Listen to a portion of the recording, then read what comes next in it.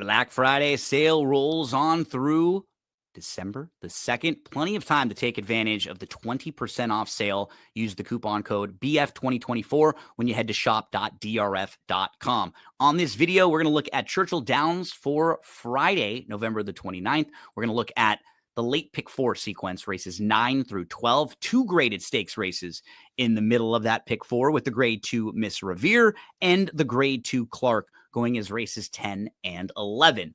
So let's get on over and take a look at Churchill Downs as we dive into the daily racing form past performances. If you ever want to purchase the past performances, these are the all access PPs. Why they're all access? Because we're looking at the formulator. If you just want to go back to like the traditional, how you look at the form where there's nothing to click on, you can have classic, or you can go to the Timeform US past performances. You can look at the pace projector. You can see the Timeform US PPs for each horse and their running lines. So you get a lot of information with the all access past performances there from shop.drf.com. Race 9 is a non-winners of 2 optional 80 going mile and a 16th. On Friday. So these are fillies and mares, 3-year-olds and up. There's not a lot of speed in this race at all. If you're looking at the Timeform US pace projector for this one, they have the 5 Cat's Cave towards the front end. I actually think Reagan's Flame is a lot quicker because Reagan's Flame's coming out of all sprint races and she was right on the front end sprinting. So while I feel like the 5 will be close, I'm going to play this race more like the 3 is getting the lead. And I think is a really logical play if you can get this horse at like 7-2 or above. She just may not have liked the sloppy racetrack last time out. You can put a line right through it. But now she's going to stretch out to the mile and a 16th. So the big question mark is, how far will she go? We've only seen her go long twice. Both of those times were on the turf. And both of those times she ran well. She ran 2nd and 3rd in those races. But since then, it's been all sprinting for her. In the Dogwood, 7 furlongs against My Main Squeeze. She's in a little tough there, and she has legitimate trouble that day. If you eliminate that race and you're just looking at everything else, it's good. She lost to a horse named Vendetta last time out, who then came back and won on Monday at Mahoning Valley, earned a 95 buyer speed figure in doing so. 3 horse makes a lot of sense in here to me. I'm using in the pick 4 along with the 6 Amber Cascade's the horse to beat. She's just in really good form. She was a runner up behind Painter last time out. She was last going into the turn. She was in the 2 path. She was 6 lengths off, traveling really well. She moves up to 5th. She's about 4 off at the top of the lane, makes this huge wide move, and she keeps grinding. And when you look at the horses she's been facing, Fancy and Closure, and Painter, they're all horses that are either entered in stakes races or have recently been in stakes races. 3, 6, then I would get to the 5, who could just be forwardly placed. And in a race where there's not much speed, I want to have a couple of the horses that are going to be towards the front. And this could be one of them. We've seen her win right on the lead a few starts back at Ellis going pretty quick. And you have a good, aggressive rider aboard. We'll go 3, 6, 5 in here. I think the 6 is the horse to beat, depending on what happens and what shakes out with the 3 and that early pace scenario. 3 and 5 also, I think, could be very logical. Maybe 3 on the front end, 5 sitting pretty close right behind. 3, 6, 5 in the 9th on Friday at Churchill Downs. The grade 2 Miss Revere is race number 10. If you want a little more insight on this particular race, you can go to DRF YouTube's channel. David Aragona and I did a preview for this race. So we went horse by horse, take a look at a couple replays, gave out our selections, went through everyone. David liked the one a little bit, Dancing in Dixie, who kind of fits with this group. I was looking for a different price. I went to the 9 pounds. You know, the horse to beat in here we can start with is the 3, Cahoe Beach. Her 2 most recent races, she's earned a 95 buyer and a 94 buyer going gate to wire on the turf and winning impressively, really impressively. And she's fast too. You go back to earlier in her career, she has sub 22 speed sprinting on the dirt. So I don't think anyone in here is as quick as her, but there are a couple others who could push her. And as far as the overall company, this field is way better than anything that she's ever faced. So, who can maybe stay close to her, but can also finish? That's how I was looking at this race. And I got to the 9 Pounce because Pounce actually has some really big races.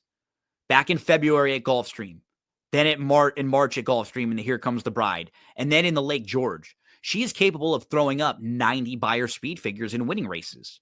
But what I really like about her too, she's versatile. She has enough speed to stay close, but she can finish. And she's cutting back from 1.125 miles. That's too far for her. 6.5 furlongs at Kentucky, 2 starts back. She had a brutal troubled trip.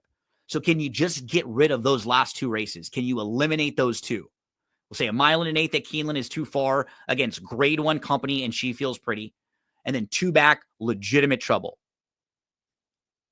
But before that, her form makes a lot of sense. And she's certainly good enough to win a race like this. She's just not overall the most consistent, kind of in and out.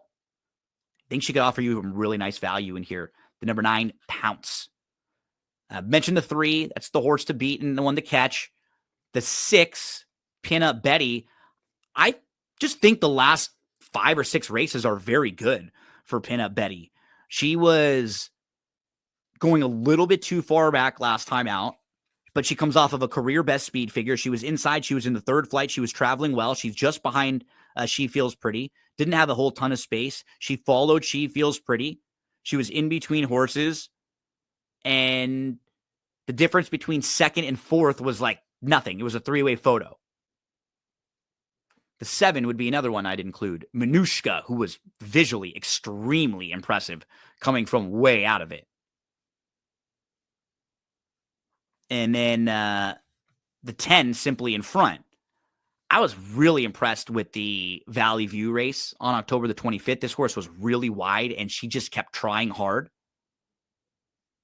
So I went the 9 Pounce on top. The 3, I thought the horse to beat. The 6 and 7, I thought were just very logical horses who fit well, who are going to be kind of fair prices. And then if you're looking for another long shot, maybe the 10, Simply in Front. That's the grade 2 Miss Revere on Friday at Churchill. The grade 2 Clark is race number 11 on Friday at Churchill Downs. And at 1.125 miles, anytime we're at races at 1.125 miles and above, it brings Red Route 1 into the conversation because this is where he does his best work, going a little bit longer. He takes a while to build up, but once he gets going, he's a really tough horse to hold off. He just doesn't win all that much because of his running style. A lot of 2nds and 3rds and, some races where he just doesn't have a chance. But, dive into some of the horses that he was facing. Saudi Crown, who's way faster than him early on, who went over and was 3rd in the Saudi Cup. And you see